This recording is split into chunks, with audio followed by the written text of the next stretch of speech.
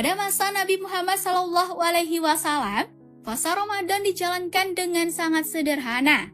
Beliau dan para sahabat berpuasa dari fajar hingga terbenamnya matahari, melaksanakan sholat tarawih secara berjamaah, meskipun tidak setiap malam untuk menghindari anggapan bahwa itu wajib, dan memperbanyak sedekah serta tilawah Al-Quran.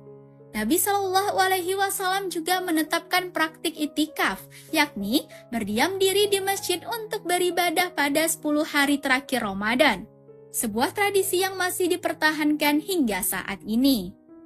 Era Khulafaur Rasyidin tahun 632 sampai 661 Masehi.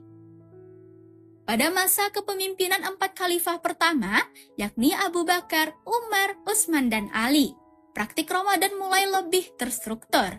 Khalifah Umar bin Khattab radhiyallahu anhu memperkenalkan praktik sholat tarawih berjamaah secara konsisten di masjid, dengan 20 rakaat yang dipimpin oleh seorang imam. Pada periode ini juga, masyarakat muslim mulai mengembangkan tradisi berbuka puasa bersama dan menyediakan makanan untuk orang-orang yang membutuhkan selama Ramadan.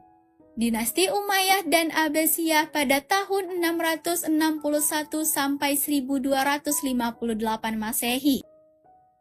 Selama era dinasti Umayyah dan Abbasiyah, Ramadan menjadi bulan dengan aktivitas sosial dan budaya yang khas. Khalifah-khalifah dari kedua dinasti ini sering mengadakan majelis iftar atau berbuka puasa besar-besaran dan mendistribusikan bantuan kepada fakir miskin. Periode ini juga menandai dimulainya tradisi merayakan penyambutan Ramadan dengan iluminasi atau penerangan masjid-masjid dan bangunan publik. Di Kairo, Damaskus, dan Baghdad, lentera-lentera khusus atau fanous dipasang untuk menandai bulan suci ini. Era 3 kerajaan besar Islam pada tahun 1258 sampai 1924 Masehi.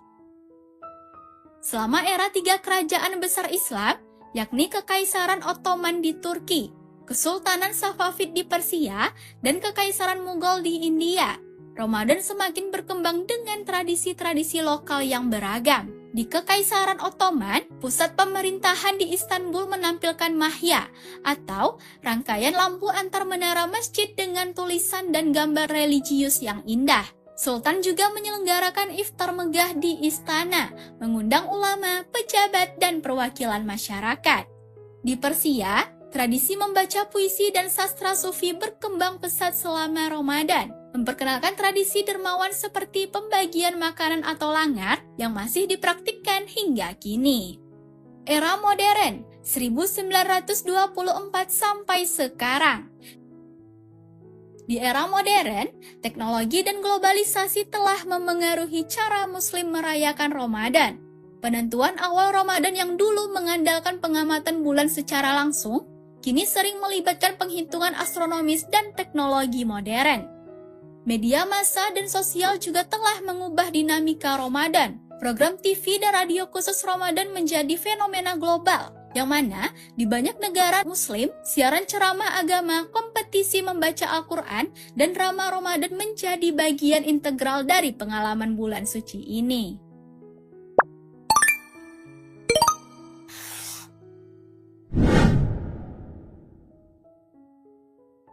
Ramadan di berbagai wilayah Islam Timur Tengah. Sebagai jantung dunia Islam, Timur Tengah memiliki tradisi Ramadan yang kaya. Di Arab Saudi, terutama di 2 kota suci yakni Mekah dan Madinah, jutaan muslim dari seluruh dunia berkumpul untuk menunaikan umroh dan tarawih di Masjidil Haram dan Masjid Nabawi. Di Mesir, fanous atau lentera Ramadan menjadi simbol ikonik bulan suci. Kota Kairo terkenal dengan jamuan iftar di jalan-jalan dan pameran khayamiyah, yakni tenda-tenda berhias. Kemudian, Masjid Al-Azhar yang bersejarah menjadi pusat kegiatan ilmiah dan spiritual sepanjang bulan Ramadan. Asia Tenggara. Di Indonesia, negara dengan populasi muslim terbesar di dunia, Ramadan ditandai dengan tradisi unik seperti beduk yang ditabuh untuk menandakan waktu berbuka puasa, pasar takjil yang ramai, dan mudik menjelang Hari Raya Idul Fitri. Malaysia dan Brunei memiliki pasar Ramadan yang semarak dengan beragam kuliner yang khas. Sementara itu, Muslim minoritas di Filipina, Thailand, dan Singapura mempertahankan identitas mereka melalui perayaan Ramadan yang khusyuk namun tetap berwarna. Asia Selatan.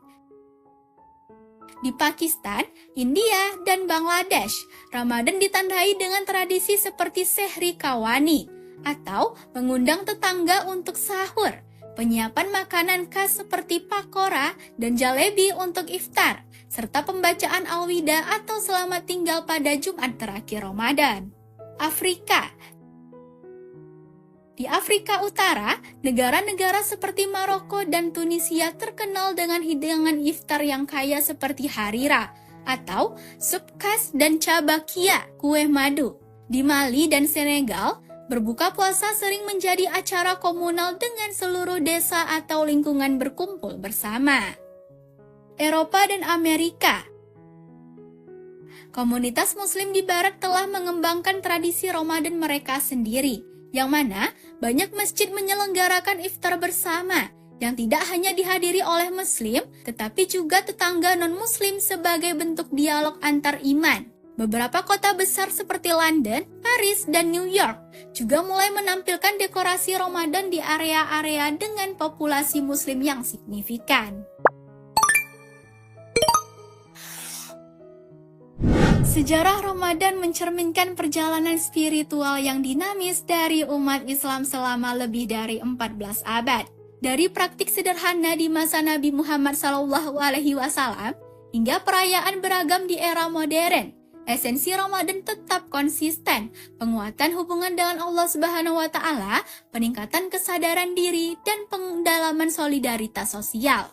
Dalam konteks dunia yang terus berubah, Ramadan tetap menjadi jangkar spiritual yang memberikan stabilitas, makna, dan arah bagi miliaran Muslim di seluruh dunia.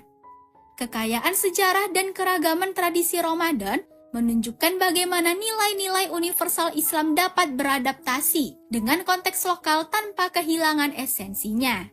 Sebagai bulan Al-Quran, Ramadan juga mengingatkan kita pada pentingnya ilmu dan pemahaman dalam praktik keagamaan. Dengan memahami sejarah dan konteks Ramadan, Muslim kontemporer dapat menghayati bulan suci ini dengan lebih bermakna, menghormati warisan masa lalu sambil menavigasi tantangan masa kini.